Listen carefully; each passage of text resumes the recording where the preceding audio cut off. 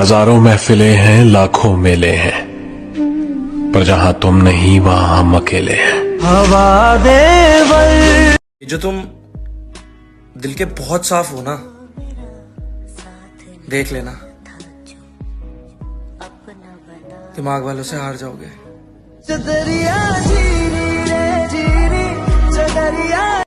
देखिए, आज मैं अपने जीवन में जो कुछ भी हूँ अपने दोस्तों के कारण हूँ। नहीं तो मैं आज बहुत आगे बढ़ के आता। ये बहुत सटी के सब हमको आगे नहीं बढ़ने दिया। जब भी कुछ करते थे हमारा पैर घिस देता था।